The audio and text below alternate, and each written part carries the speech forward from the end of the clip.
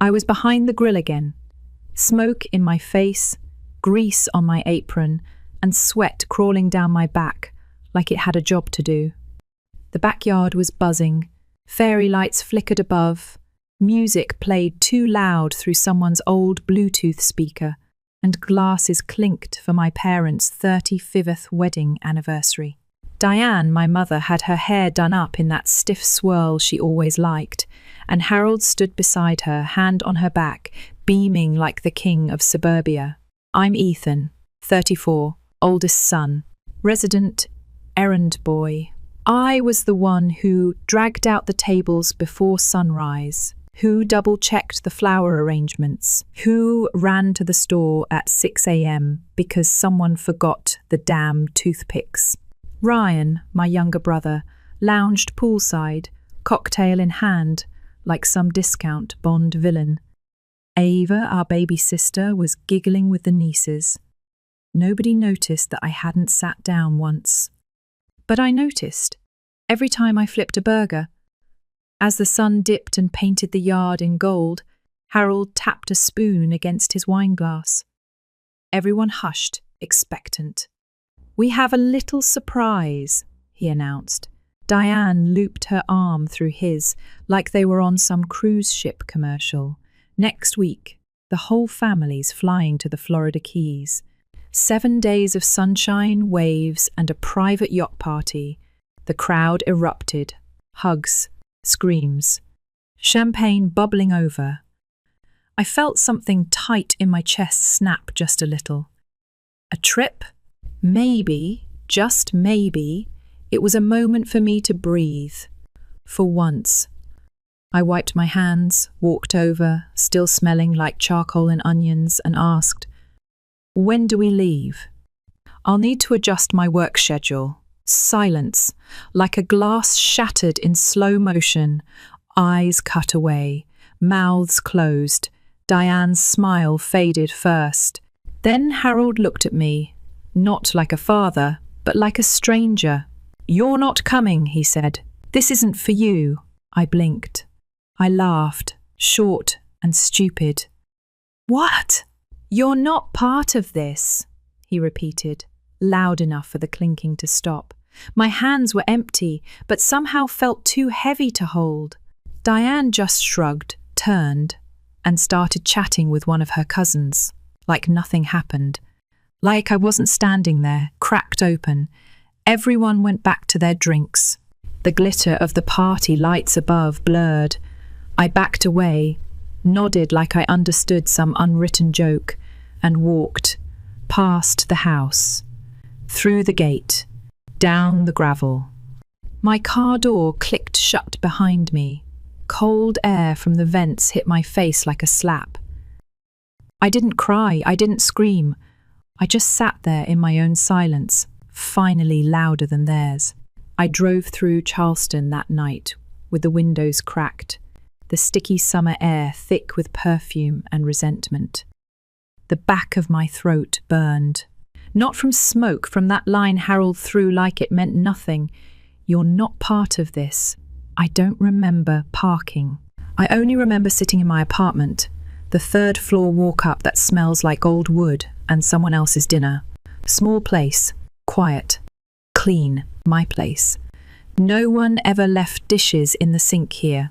No one ever asked me to babysit here. No one yelled. I kicked off my shoes and sank into the armchair by the window. Outside, the parking lot glowed under yellow streetlights. Inside, I was empty. That night, sleep didn't come, not even close. Around 3 a.m., I opened the box under my bed. Old photos. Birthday cards with my name misspelled. Drawings from grade school with "Look what Ethan made." Written in crayon, probably by me. Proof that I existed, that I tried. I sat on the floor until my back ached. Then I stood up. Opened the closet. Pulled down my suitcase. Didn't need much. Just enough to leave. A few shirts, my old Canon film camera, a notebook, and the envelope with the $1,200 I'd been quietly saving every month, the little I could scrape from my barista paycheck. It wasn't escape money. It was choice money. I opened my phone. Searched the map like it was a lottery ticket. Clearwater, Florida, coastal, Ball, breezy. I'd read about it once, white sand, palms. Something about the name made my shoulders drop a little. I booked a one-way bus ticket, 6:00 a.m. from Savannah. By the time I zipped the suitcase shut, I wasn't second-guessing. Not anymore. Morning came grey and slow. The station was mostly empty. A woman with a cat in her lap. A teenager asleep across 3 seats. I sat with a cup of coffee that tasted like burnt cardboard and waited. The bus arrived. I got on, took a window seat, and watched Savannah fade like a bruise. My reflection stared back at me from the glass. I didn't look like someone running. I looked like someone letting go. Hours later, Clearwater welcomed me with heat and humidity that wrapped around my neck like a scarf. I walked to a small bar called Theo's, just a few blocks from the beach. A guy with a beard and zero interest in paperwork handed me a key. Pay a week up front. Don't trash the place. No questions asked. The room was small, attic style, with a slanted ceiling and a dusty fan. 1 bed, a desk, a window facing a parking lot. But it felt like breathing. That night, the sound of laughter drifted up from the bar below. I wasn't part of it, not yet, but it didn't sting like it used to. The next morning, I wandered down the street barefoot, sand clinging to my toes. I stopped at a tiny coffee shop on the corner called Misty Beans. I wasn't looking for work, just caffeine. But the moment I stepped inside, a voice snapped. "You know how to pull espresso or what?" I looked up. A guy in a faded t-shirt and tattoos on his forearms raised an eyebrow at me. Sharp jaw, sharper attitude. I can learn? He tossed me an apron. I'm Miles. Don't burn the damn milk. And just like that, I had a job. Not because I asked, because I showed up.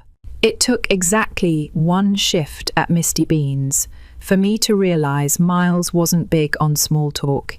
He was fast, precise, and kind of terrifying with a milk steamer, but he wasn't unkind, just blunt, efficient. "You steam like that again," he muttered, flicking his eyes toward a scorched pitcher of almond milk I'd ruined, "and I'm putting you on dishwasher duty for life." I nodded, trying not to laugh. But at the end of my shift, after 4 hours of shaky lattes, scrambled pastry orders, and one very angry woman who wanted oat milk, not goat milk, I found a warm muffin left at the corner of my prep station. No note, just waiting. Miles never mentioned it, but every shift there was another one. Misty Beans wasn't fancy. The furniture was mismatched. The walls were decorated with postcards from around the world, all sent by customers who once passed through and never came back. We served dock workers, fisherfolk, street musicians, retired veterans, drifters, and the occasional tattooed writer who liked to read by the window without ever buying more than 1 espresso. The place had rhythm, not fast, not slow, just real. It didn't take long for me to blend into that rhythm. And after so many years of being invisible, that mattered more than I could explain. About 3 weeks into working there, I wandered into a thrift shop tucked behind an old church. The bell above the door rang when I entered, startling a sleepy cat perched on the counter. In the far back, half buried under a tangle of Christmas lights and broken VHS players, I spotted it, a Canon E1. My camera. Or at least a version of the one I had owned in high school before I sold it to help cover Harold's truck loan. The faux leather was peeling. The lens had dust in the grooves, but I held it like it meant something. The shop owner, an older man with a lazy eye and a voice like creaking floorboards, looked at me. "Still works," he said. "Just needs film." I didn't hesitate. Buying it wasn't practical. My rent was due in 10 days, and Misty Beans wasn't exactly printing money, but something about holding that camera felt like reclaiming a piece of myself, like muscle memory from another life, one where I had dreams I didn't apologize for. That night, I loaded a roll of expired film, stepped outside behind Theo's bar, and took my first few shots in years. Streetlights flickered on above me. Shadows spilled across pavement. A dog barked in the distance. A couple walked past holding hands, speaking low and fast, wrapped in their own moment. I clicked the shutter, not because the shot was perfect, but because I could. Later that week, as I was finishing my shift at Misty Beans, Miles glanced at the camera hanging from my neck. "What's that?" he asked. "A fossil," I said. "Used to take pictures, thought I forgot how." He nodded, wiped his hands on a towel and muttered, "You shoot people?" I blinked. Sometimes. Portraits. Candid stuff. Mostly moments." He raised an eyebrow. "There's a community class on Wednesday nights. Friend of mine teaches it. You should go." I stared at him. He didn't look up. "Take the camera," he added. "Not the muffin." That Wednesday, I followed his directions to a small cream-coloured building tucked near the harbour, a community centre with flickering lights and peeling paint, the kind of place most people walked past without noticing. Inside, the walls were covered in photographs, weathered boats, wrinkled hands, sunrises caught between rusted fences. The teacher, a woman named Eleanor, looked up when I walked in, her hands stained with ink and sleeves rolled past her elbows.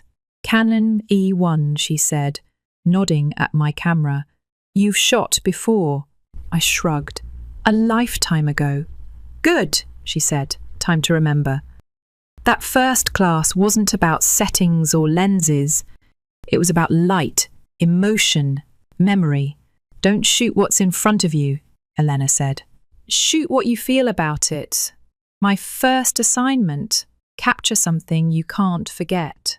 So I went out the next morning, camera in hand, and walked. I found an abandoned bike chained to a cracked fence. A row of children's sandals lined up neatly outside a beach cottage. A man smoking alone on a pier, watching the water like it owed him an answer. Each photo was quiet, simple, but full of something I didn't know how to name. I brought them in the following week. Eleanor studied them in silence, then tapped one with her finger. "This one hurts," she said. "That's how I know it's good." Time passed. My rolls of film piled up. My shifts at Misty Beans grew smoother. Miles grunted less, smiled more. The muffin count stopped being surprising. One night, after we closed, he caught me cleaning the espresso machine and tossed a cloth at my head. "There's a showcase coming up," he said. "Elena told me. You should submit something." I looked up. "Me," he smirked. "You think she invites everyone for coffee?" I didn't answer right away, but later that night, sitting in my attic room, I sorted through my prints, dozens of black and white frames, all stitched together by one quiet thread, loss and the space it leaves behind. I picked 5. I titled the set Roots and Wings, because I had clung to one for too long and was finally learning the other. The day of the exhibit came like a slow wave. I arrived early, portfolio case in hand, shirt wrinkled from nerves I didn't know I still had. The venue wasn't some high-end gallery. It was a renovated warehouse a few blocks from the marina. Bare floors, white walls, rows of hanging bulbs that hummed faintly above. They gave me a panel made of raw wood, 5 photos, all printed, mounted, framed, all mine. I stepped back, stared at them, and felt something tighten behind my ribs. It wasn't pride exactly, or relief. It was confirmation, a whisper of I exist. The photos hung like chapters in a story I hadn't been brave enough to write until now. A worn-out bike abandoned near a fence, a single pair of sandals on a back porch, a coffee mug on a windowsill with sunlight bleeding through the curtain, a child's drawing half buried in the sand. And finally, the closing piece, Miles under the palm tree behind Misty Beans, holding a cup of coffee, grinning half sarcastically at the camera, like he always knew I had this in me. I didn't expect the crowd, didn't expect people to stop, to linger, but they did. An older woman stared at the photo of the sandals for almost 5 minutes. Then she turned to me and asked, "Did you take these?" I nodded. She pressed her hand to her chest. "That one makes me want to call my son." I didn't know what to say. My throat locked up. So I just whispered, "Thank you." Because for once, something I made mattered to someone else. And not because it was useful, not because it helped, but because it spoke. I stepped outside for air. The breeze off the water was thick with salt and early summer. That's when I saw him. Standing by the gallery entrance in a familiar plaid shirt and loafers worn thin at the heel, Harold. I froze. For a second, I thought I'd hallucinated him. But there he was, hands shoved in his pockets, eyes scanning the crowd, like he didn't see anyone but me. I didn't move. But I didn't run either. He walked up slowly. "You came a long way," I said, voice flat. "Clearwater's not exactly next door." His gaze flicked away. "We need to talk." I gestured toward the sidewalk. "Not here." I led him around the corner, to a quiet bench beneath a low-hanging tree. Palm leaves rustled above us. It felt too peaceful for the weight between us. He sat first. I stayed standing. He cleared his throat. "Your mother's upset." I didn't answer. He went on, "The Florida trip didn't happen. Ryan couldn't manage the kids. Ava had a meltdown. Liam refused to help. It was chaos." I raised an eyebrow. "And you're telling me because?" Harold rubbed his hands together. "Because you left, and everything fell apart." I finally sat, not because I needed to, but because I was tired of standing above him. "You told me I wasn't part of the family," I said. "Didn't seem like you'd notice if I was gone."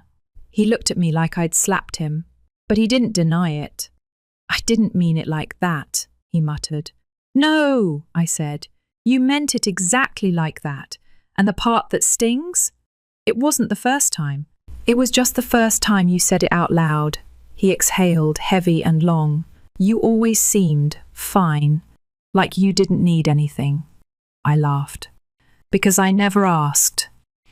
Because every time I did, I got a lecture or a guilt trip. I gave up a full scholarship for Mum after her surgery. I worked 2 jobs when Ryan needed help with rent.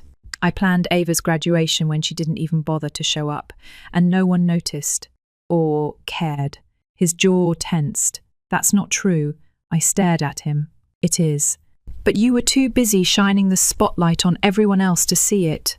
For a second, he looked older, smaller, like the weight of it all finally sat on his shoulders instead of mine. "I didn't realize how much you were carrying," he said. I nodded. "You didn't. And I'm not angry about that anymore, but I'm also not coming back to carry it again." He looked around, like searching for something that would change my mind. Then, quietly, "Your mother. She doesn't understand any of this." I leaned forward slightly. "She doesn't have to. This isn't about her. This is about me finally choosing myself." Silence. Then, "So what are you doing out here? Working at a coffee shop?" I smiled, slow and steady. "Working. Shooting. I had my first exhibit tonight. That's what you're crashing, by the way." He looked down, nodded once. "Didn't know you still took pictures. You never asked." That landed like a stone. We sat there a while longer. The wind played with the leaves. Somewhere in the distance, Music floated out from the gallery. Then he stood. "I told Diane I'd try," he said. The doors open. "If you want to come home," I stood too. Calm, grounded. "When I'm home," I said. "Right here." He looked like he wanted to say more, but didn't. And for the first time, I didn't feel the urge to fill the silence for him. He walked away. No hug, no promises, just a nod. And that was enough. I went back inside the gallery. Miles was leaning against the back wall, arms crossed, chewing gum like it was a job. When he saw me, he gave a single thumbs up. "You good?" he asked. I nodded. "Better than good." He handed me a lemonade. That guy looked like someone who tells dad jokes in court. I smirked. That's not inaccurate. We clinked our drinks together, plastic to plastic. And just like that, I returned to the crowd, to the art. 2 weeks after Harold showed up at the gallery, I got an email from a place called Baylight Collective. It started with, "Hi, Ethan. We saw your Roots and Wings series at the exhibit. It moved us." It ended with, "We'd love to feature your work in our summer showcase. Let us know if you're interested." I read it 3 times before it sank in. Then I shut my laptop, walked straight to Misty Beans, and found Miles' elbow deep in coffee grounds. "You're going to want to hear this," I said. He didn't even look up. "Got the invite, didn't you?" My mouth fell open. "How, Elena?" he said flatly. "Worst secret keeper alive. Congrats, Van Gogh." I laughed for real then, loud, sharp, from the stomach. He tossed me a towel. "You're still mopping the floor, though." Later that night, back in the attic room above Theo's, the first opened my old notebook, the same one I brought from Charleston. I flipped through pages of jagged lines, sketches, scribbled words written during quiet, uncertain nights. And on a fresh page, I wrote, "The light doesn't scare me anymore." A few days later, my phone buzzed with a message from Liam. It was short. They're planning a Hawaii trip. This time, they hired a sitter. That was it. No guilt trip, no emotional bait. Just information. I stared at the screen for a long moment, then replied, "Sounds like progress. Have a good time." Liam texted back a smiley face. That was enough. Because out of everyone, Liam never expected me to fix things. He never begged me to come back.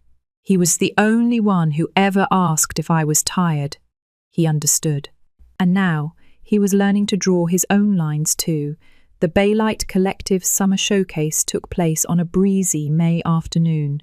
Clearwater's streets were buzzing with tourists, families in sun hats, street performers, and kids with melting popsicles. The gallery was housed inside a restored boathouse. White walls, exposed beams, wooden floors that creaked like they had stories of their own. My photos were displayed in the final room. 5 pieces from Roots and Wings, framed in warm oak, spaced evenly across a curved white wall. Each photo told a piece of me: loneliness, memory, release, return. The first one, the abandoned pier. The last, Miles, under the cafe's palm tree, holding a mug like a lighthouse for the lost. Strangers passed by. Some paused. Some kept going. Then a woman, maybe late 50s, with a silver braid and ocean blue eyes, stopped in front of the photo of the child's drawing in the sand. She didn't say anything at first. Then she turned to me and said, This makes me want to go home." She didn't mean to her house. I could feel that. She meant to herself. I blinked through the pressure building behind my eyes. "Thank you," I whispered. And she nodded, soft and certain, before walking on. Later that evening, a man in a linen shirt found me near the snack table. "You're Ethan, right?" he asked, pointing to the pier photo. "This one's mine now. Just bought it." I must have looked like I'd forgotten how to blink. "It reminds me of my brother," he said. He was the quiet one. always overlooked. Thank you for showing that kind of silence. He walked away before I could even respond. The gallery rep handed me a slim envelope. Inside, a receipt and $200 cash. To anyone else, maybe it wasn't much. To me, it was everything. That night, I walked back to Misty Beans just before close. Miles was stacking chairs, wiping tables, humming some off-key 80s tune under his breath. "Can I buy you a cappuccino?" I asked, half joking. He didn't even pause. "I thought you were an acclaimed artist now, too famous for milk foam." I rolled my eyes. I'm still me, just with better framing. We sat near the window. Outside, the streetlights spilled soft halos across the sidewalk. A kid zipped by on a skateboard, laughing into the wind. I told him about the gallery, the woman, the photo buyer, about how, for the first time in years, I didn't feel like I owed anyone anything. Miles just sipped his coffee and said, "Told you. You needed to cut the anchor so the boat could float." I smiled. "Yeah, I did." We sat in silence for a while, a good kind of silence. The kind that fills you up instead of hollowing you out. And in that moment, I realized something. I hadn't won. I hadn't gotten back at them. I had chosen. I chose to walk away from a house where I was invisible. I chose a new life where I mattered, even if only to a few, even if only quietly. I chose to stop carrying a family that never once noticed how heavy I had become. And I chose to live, not to please, but to be whole. That was months ago. Now I shoot weddings on weekends. I teach beginners at the community centre on Wednesdays. I still work part-time at Misty Beans, not because I need to, but because I want to. It reminds me where I started. Every morning, I take a walk down to the shoreline with my camera slung over my shoulder. Some days I shoot, some days I don't. But every day I look out at the water and breathe easier. They say family is forever. Maybe, maybe not. But what I've learned is this: freedom, that's a choice. And I finally made mine. Story 2. Let me start with this. I used to send my parents $2,000 a month, every single month. Like clockwork, no missed payments, no questions asked. I did it because I genuinely wanted to help, because they weren't doing great financially, and I felt like it was my responsibility. So imagine waking up one morning, grabbing your phone, and seeing your little brother post a group photo of your entire extended family on a private beach in Cabo. Everyone was there. Mom, Dad, both my younger siblings, my aunts and uncles, my cousins. Even the dog made it. And the caption, "Much needed family escape." That word family hit me like a slap. I thought maybe they assumed I was too busy with work. Maybe there'd be a comment that said, "Wish Miles could have joined us," or "Missing my big bro." But nope, nothing. No mention of me at all. Just picture after picture, luxury dinners, boat parties, massages at a 5-star resort. And me, I was sitting in my studio apartment in Chicago trying to make sense of it all. Checked my texts. Nothing. Checked my email. Empty. Not even a, "Hey, we're planning a trip. You in?" It took me 5 minutes of staring at the screen before I called my dad. He picked up on the second ring like nothing was weird. "Hey, kiddo," he said, sounding completely normal.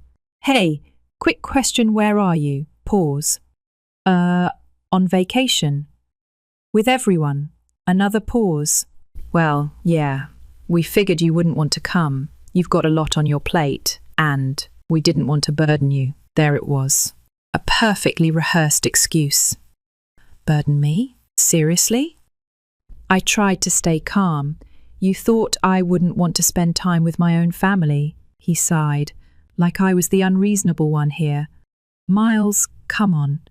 You're always working, always tired." And if I'm being honest, your energy lately, it hasn't been great. We thought a chill, drama-free getaway would be best for everyone.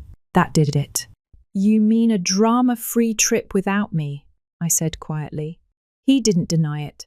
I felt my chest tighten. I was angry, sure, but more than that, I was hurt.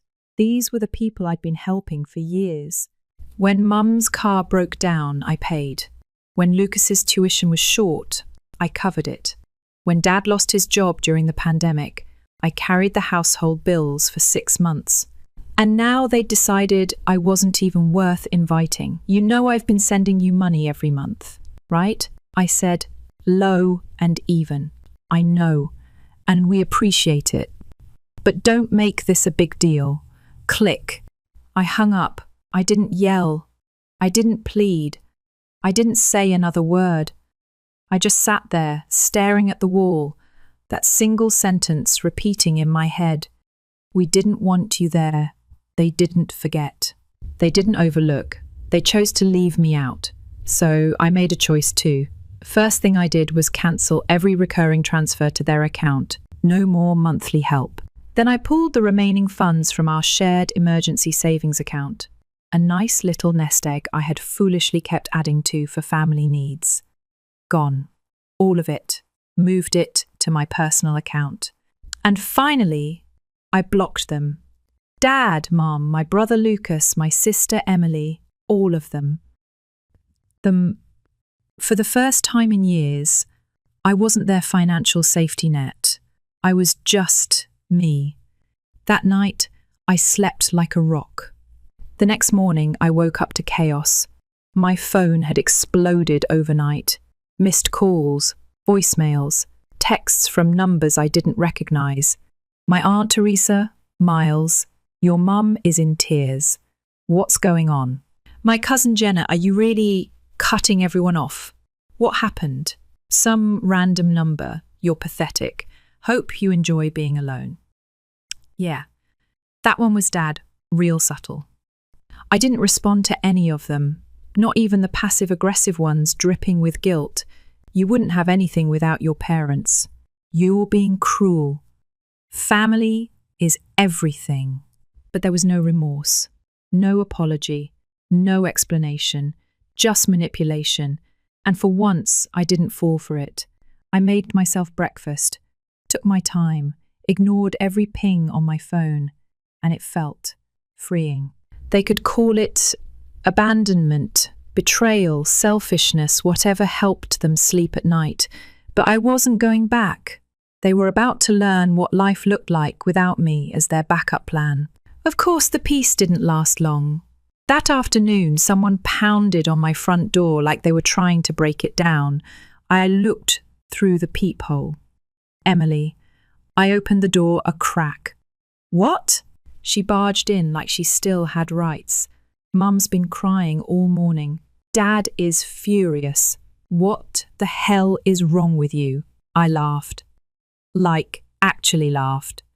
You mean like how you all took a beach trip without me and didn't think to even mention it? She faltered. It wasn't like that. Oh, really? I folded my arms. Then how was it? Did anyone even ask where I was? Or did no one notice I wasn't there? Silence. I've paid your tuition, covered Mum's credit card debt, paid rent on Dad's workshop when he couldn't. And I get zero consideration, not even a text.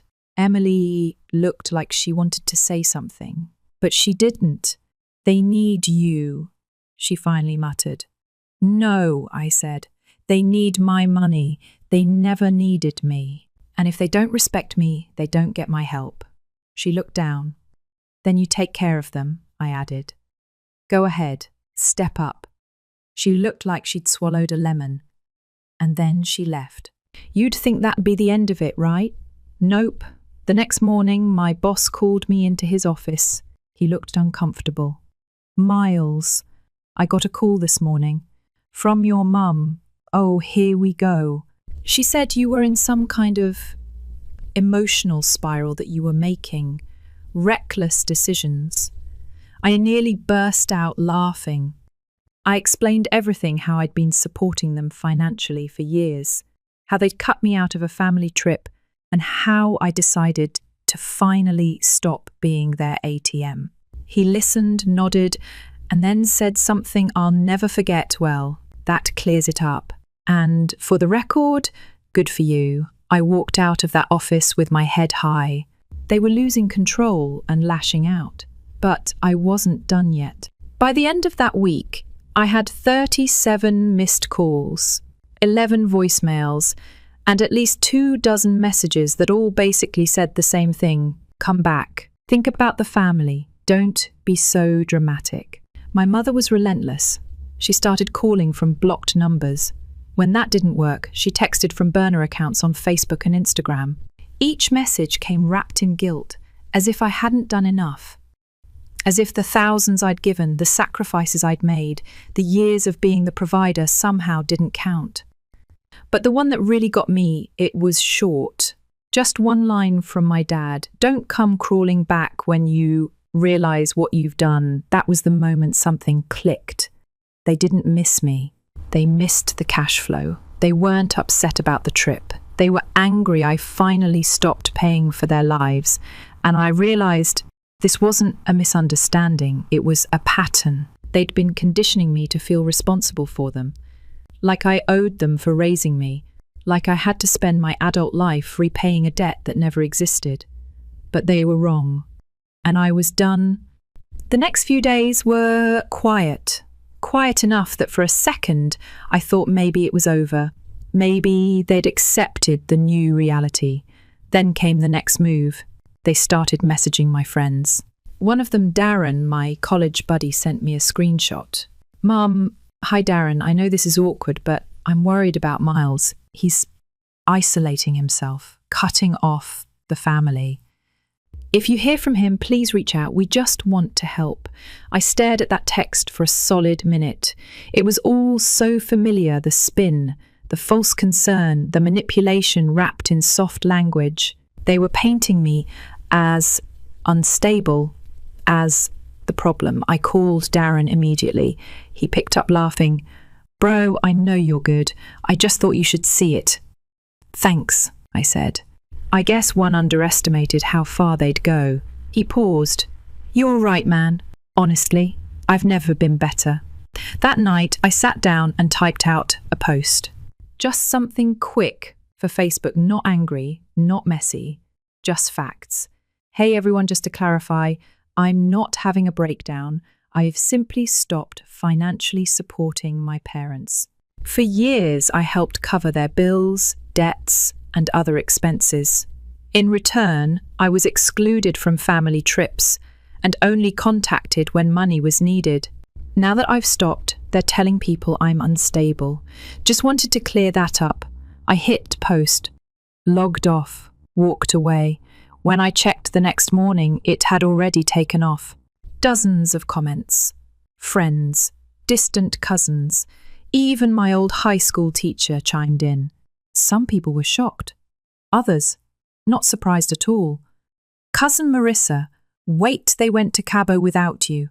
You paid for Aunt Jay's surgery last year. Uncle Greg, you were giving them $2,000 a month. That's more than my mortgage." Even Jenna, one of the cousins who was on the trip, messaged me privately. "I had no idea you weren't invited. I thought you just couldn't make it. I'm so sorry, Miles. That's messed up." And just like that, the mask started to slip. Their narrative was crumbling. They weren't the struggling parents with the ungrateful son anymore. Now they were the ones being called out. Later that day, I got a text from my sister, Emily. "Why are you putting our family business online?" I replied. "Because our parents started lying about me first. I'm just setting the record straight." She hit me back with, "You're humiliating them." I didn't even argue, just sent back. Maybe they should have thought about that before cutting me out of their lives while still using my money to fund theirs. No reply after that. But I could feel the tension brewing on their end. I knew they were scrambling. I decided to take it a step further. I called their landlord. His name's Mr. Lewinsky, older guy. Knows me because I've been paying their rent for almost 2 years. Hey, Mr. Lewinsky, I said, just wanted to let you know I won't be covering the rent for my parents anymore. Any future payments, they'll need to handle those themselves. He was quiet for a beat. Then he sighed. I figured this day would come. That threw me. You did? Oh, yeah. Your folks always said, don't worry, Miles will cover it. Like it was a given, like you were some sort of trust fund. My stomach turned, but it also confirmed everything I'd suspected. Well, I said, they're on their own now. Understood, he replied. Thanks for letting me know. I hung up, feeling not guilt, not anxiety, relief. It didn't take long for reality to hit them. The next night, around 7:30, there was a knock on my apartment door. I didn't need to check. I knew it was her. My mum. I opened the door but didn't move aside. She looked worn out. Eyes puffy, makeup smudged. She clutched her phone like a lifeline. Miles, she whispered. Please, we need to talk. Talk about what? I asked. Calm, even Mr. Lewinsky called, she said. He told me you're not covering the rent anymore. Yeah, that's correct. Tears welled up in her eyes. We can't afford it. I shrugged. Maybe you shouldn't have gone on a $10K vacation then. She flinched. Don't be cruel. I'm being honest, I said. You excluded me. On purpose. After everything I've done, and now you're standing here asking for more. We raised you, she said, voice trembling. We took care of you, and I paid you back, I said. 10 times over. She stared at me, silent. Then her voice hardened. If this is who you've become, we want nothing to do with you. I leaned against the doorframe. That's fine. I already blocked your number, her face twisted. Anger, sadness, resentment. But not once did she say sorry. So I closed the door, locked it, and for the first time in a long time I felt like I was really truly done. The fallout was immediate. Emily texted. She came home crying. What did you say to her? I replied. The truth. She didn't respond. Then a text from Dad. You made your decision. Don't come crawling back. And I answered with the only thing I had left to say, I won't. They'd made their choices. I'd made mine. And honestly, I didn't regret a thing. The days that followed were quiet. No messages. No knocks. No calls from random cousins trying to play peacemaker. And the silence, it felt good. Like standing in a field after a thunderstorm. Still damp, still cloudy, but clean. Honest. Peaceful, in a way I hadn't felt in years. For the first time since I was in my early 20s, I wasn't worrying about who needed what bill might pop up, what emotional fire I'd have to put out with my wallet. I had space to breathe. And money, real money for me. I wasn't rich, but I was steady, secure. I'd set up automatic transfers into my savings. I upgraded my old mattress. Took a weekend trip out to a cabin up north. Nothing fancy, just fresh air, quiet, and a chance to think. And I realized something while sitting on that cabin porch, wrapped in a blanket with my coffee steaming in the cold morning air. I wasn't mad anymore. I wasn't even sad. I was just done. Done trying to earn love through sacrifice. Done carrying people who never once asked if I was okay, who only checked in when something bounced or broke. Done chasing the kind of family that only showed up when they smelled money. But just when I thought maybe they'd finally let it go, I got a message from someone I hadn't expected. Lucas, my little brother, the one who posted the beach photo that started all this. Hey, I know things are bad. I just wanted to say, I didn't realize you weren't invited. I thought you said no or had to work." I stared at that message for a long time. It wasn't an apology exactly, but it was something. A crack in the wall. I replied simply, "No one ever asked. I was never told. And no one noticed I wasn't there." He messaged again, a few hours later. "That sucks. I'm sorry, man. I didn't know. I believed him. Mostly. He was young, sheltered. Probably just followed the current wherever our parents pushed it. But I didn't open the door again.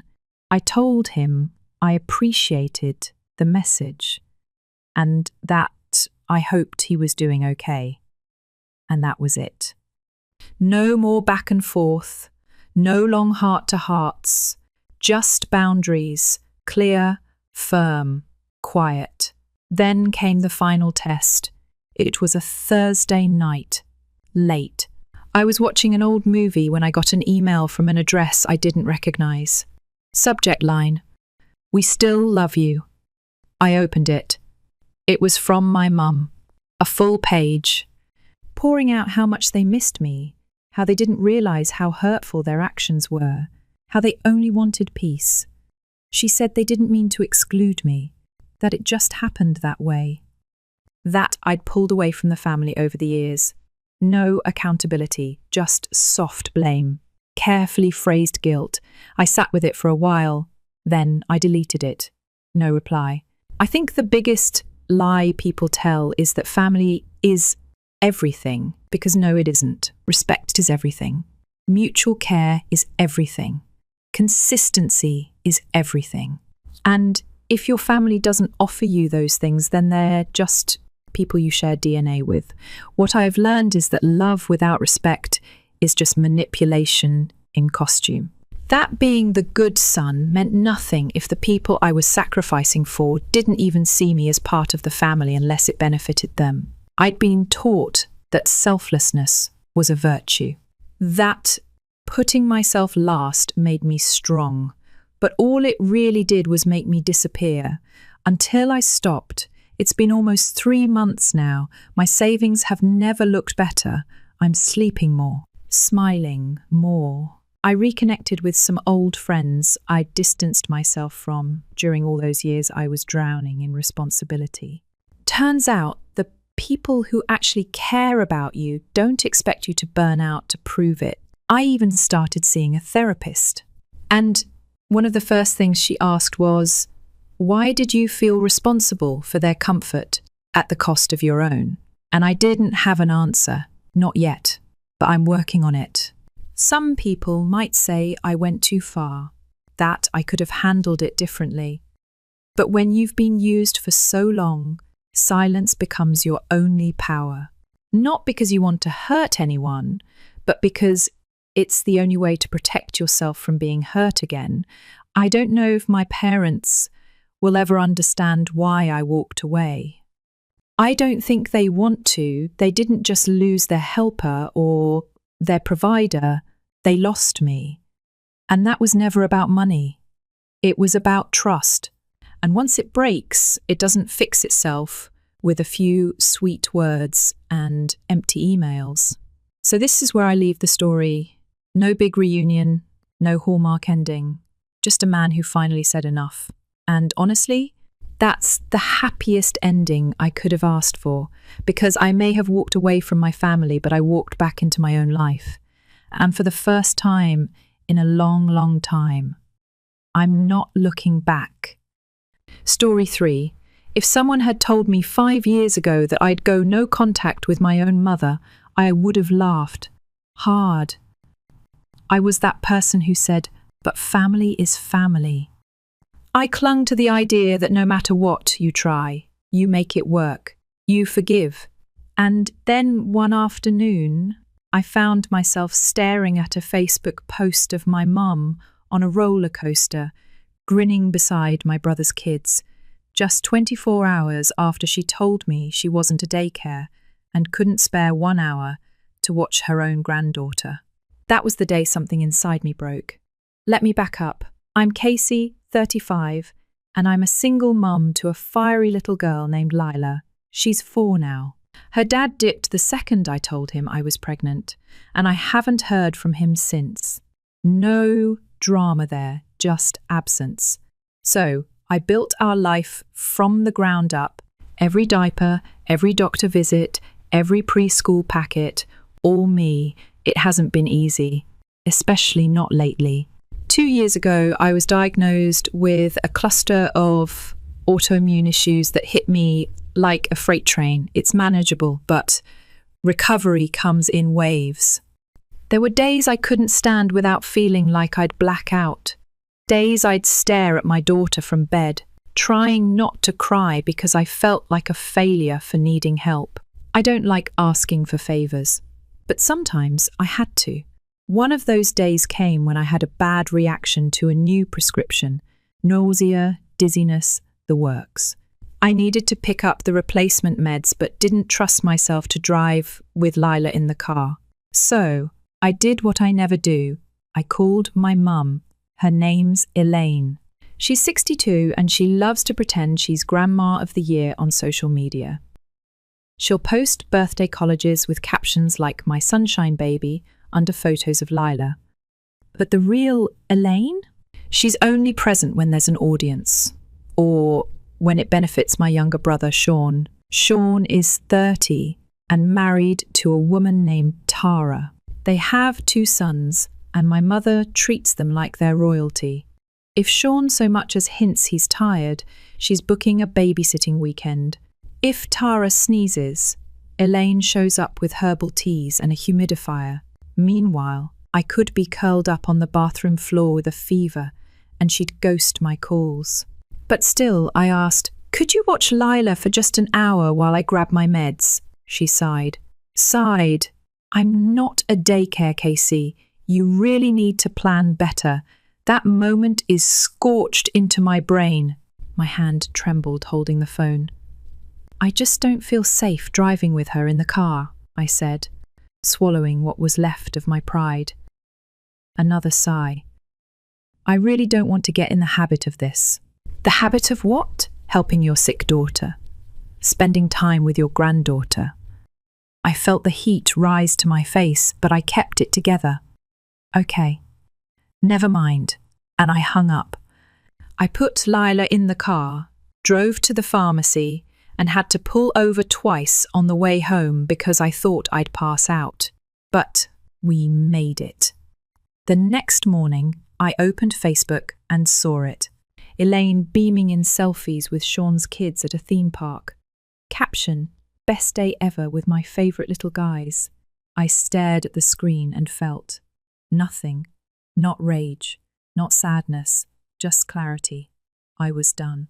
See, for years I'd been quietly helping my mum and stepdad stay afloat. Internet? On my account. Their cell service? Paid for by me. Car insurance for his beat-up truck? That too. Grocery money when they were short. Utility bills when things slipped through the cracks. Never a thank you, barely an acknowledgement, but I did it because they were family. Because I thought that's what you do. Not anymore. I spent that afternoon logging into every account with my name on it, cancelled the Wi-Fi, killed the phones, removed my payment method from the car insurance. I didn't send a warning, just flipped the switch. 3 weeks passed before I heard anything. I got a call from my mum, sweet as syrup. "Hey, honey, I think something's wrong with the Wi-Fi." I paused. "Yeah." I stopped paying for it. Silence. "Wait, what? Why?" I kept my voice calm. "I figured you didn't need my help." "You said you weren't a daycare, right?" "Well, I'm not a bank," she gasped. Like I'd slapped her. "That's completely different." "Is it?" I asked. "Because it feels exactly the same." She said she'd call me back. She didn't. A week later, Sean texted, "Mum's really upset. Can you just fix the internet?" She's super stressed. I didn't respond. Then my stepdad messaged me about the insurance. Same answer, silence. 3 months of radio silence later, my mum finally called again, this time sobbing. "Why are you ignoring us?" she cried. I don't understand what I did to deserve this. I took a deep breath. You said you weren't a daycare. What does that have to do with anything? Because now I'm not an ATM, she stammered. That's not fair. Neither was watching you take my brother's kids to a theme park 24 hours after refusing to help your own granddaughter. I waited for anything, a sorry, a moment of accountability, something. Instead, she whispered, I just don't know how you can be so cruel. Of course, I was the cruel one. Not the mum who abandoned her sick daughter, not the woman who posted fake love online while actively choosing favourites. No, I was the villain now for refusing to keep paying to be treated like garbage. I hung up. I thought maybe that would be the end of it. Spoiler, it wasn't. 2 days later, Sean called. Not a text, an actual call. I let it ring. Twice. Then I picked up. You need to fix this, he snapped. No hello? Straight to demands, I said, voice dry. He sighed. Mum's been crying non-stop. She says you cut her off out of nowhere. I almost laughed. She says she didn't know how sick you were, he added. If she had known, she would have helped. I counted to 3. Sean, I told her. I told her I wasn't safe to drive. She didn't care. Well, maybe if you didn't always act like everything's fine. Oh, so it's my fault for not being dramatic enough. He was quiet for a second. Look, just come over. Talk it out. I stared at my ceiling. You know what's wild? If your wife had a cough, Mum would move in with you for a week. But I could be in the ER and she'd tell me to plan better. She's our mum, he said. You don't just cut off family. Funny, I replied, because she had no issue cutting off me. He hung up. A few days later, Tara, Sean's wife, reached out, which she never does. That alone told me what was coming. Hey, Casey, she chirped. Just wanted to check in. Things have been tense, huh? I didn't respond. She's just really emotional right now. I think she realizes she should have handled things better. Did she say that? I asked. Or is that what you want her to say? Long pause. Then, well, she's hurting. She doesn't understand why you do something so drastic. She doesn't understand, I said. She left me on my own when I was sick. But sure, I'm the bad guy. Tara cleared her throat. We were thinking maybe you could come to dinner? Clear the air? Pass. Casey, you're being selfish, there it was. I laughed. Selfish. Because I won't keep paying to be treated like garbage?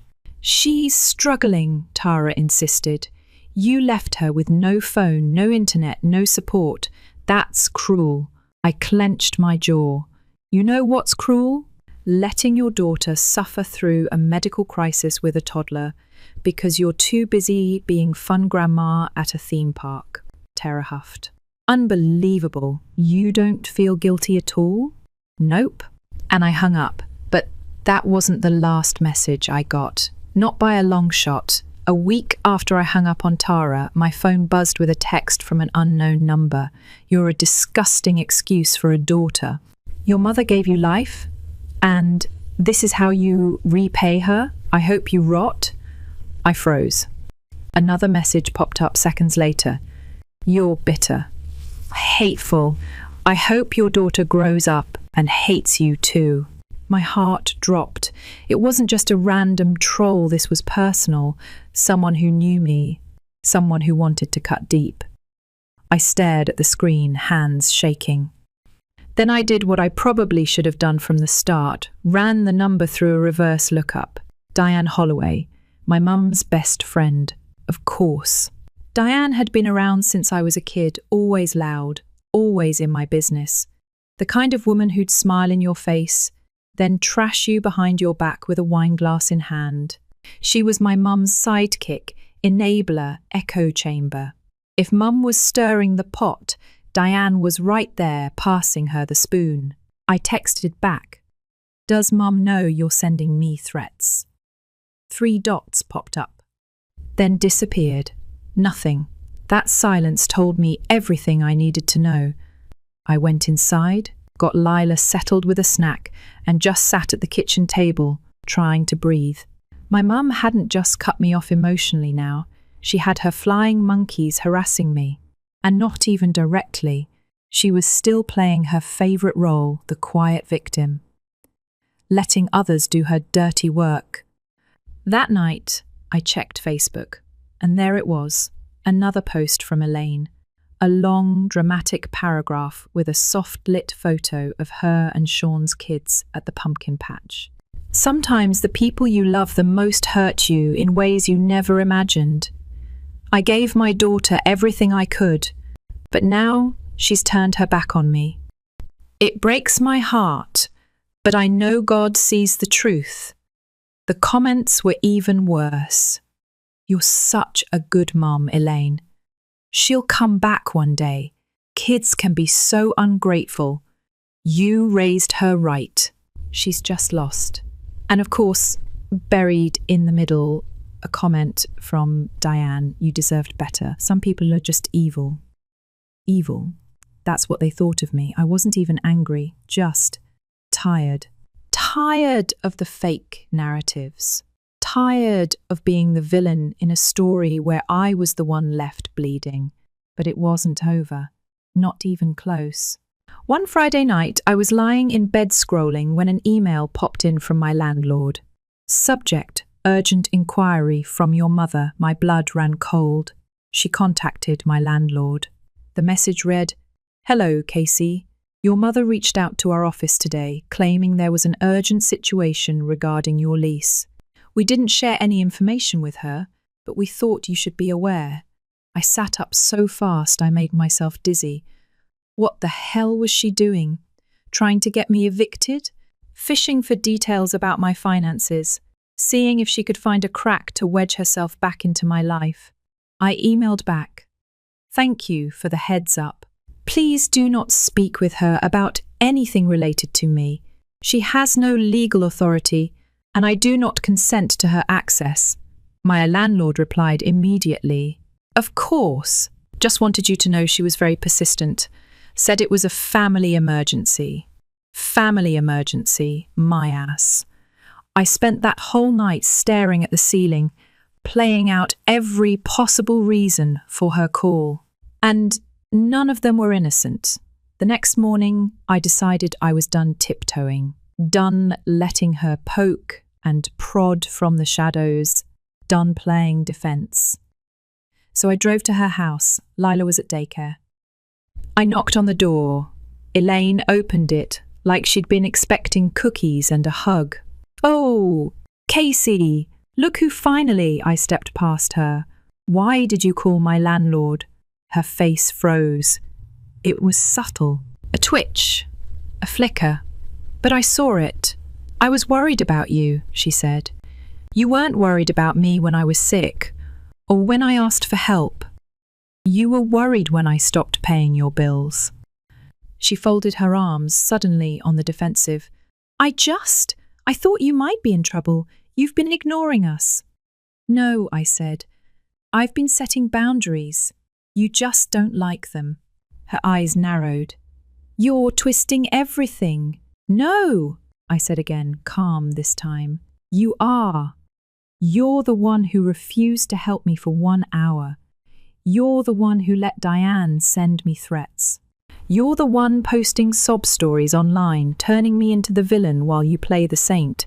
I never told Diane to message you," she said, voice low, "but you also didn't stop her. You let people believe I abandoned you, when really, you abandoned me a long time ago." Her lip quivered. "How can you say that? I've always done my best. You post pictures and buy gifts for Sean's kids. You bend over backwards for him. But me? You told me you're not a daycare.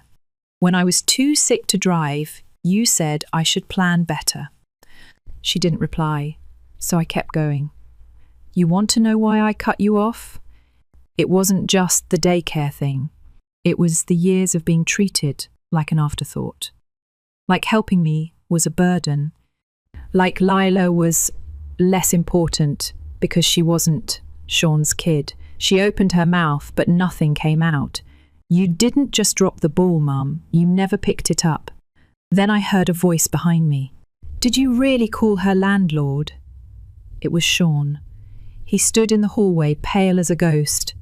Elaine tried to recover. Sean, this is between... No, he said. I spent weeks defending you. I told Tara this was just a misunderstanding, that you'd never do something like this. She reached for him and he stepped back. I was just worried. No, Mum, you were trying to control her. Like always. I didn't even need to say anything. The look on his face said it all. For once, he saw it too. She turned to me, her voice shaking. Are you happy now? You turned your brother against me. No, I said, voice quiet. You did that all on your own. She didn't even pretend to cry this time. Just glared at me with raw, quiet fury. I gave you everything, she hissed. Really? I asked. Because from where I'm standing, all you gave me was guilt and expectations. Sean looked at her, and for the first time ever, I saw disappointment in his eyes. I have kids too, he said. If they ever needed me, I'd never make them beg. I'd never say I'm not a daycare. Tears welled in her eyes, but he wasn't moved. Just tired. I think we're done here, I said. Unless you're planning on calling my employer next. Nothing. She didn't even try to argue. So I left. Sean followed me out. We didn't talk until we reached our cars. Then he tapped on my window. When I rolled it down, he said quietly, I'm sorry. I looked at him, and for once I believed it. Me too. I drove home, not shaking, not crying, just calm. A month passed, then 2, then 6. She never called, never texted, but she kept posting. Little Facebook stories about her estranged daughter, about how she did her best, about how some people just can't be helped. I didn't care anymore. Let her spin her fantasy. I had my truth. I had my peace. And most importantly, I had Lila. She was my reason, my anchor, my proof that I didn't need anyone who made me feel like a burden. Because here's what I finally understand. Just because someone gave you life doesn't mean they know how to love you. And sometimes, loving yourself means walking away even from the person who raised you, especially from them.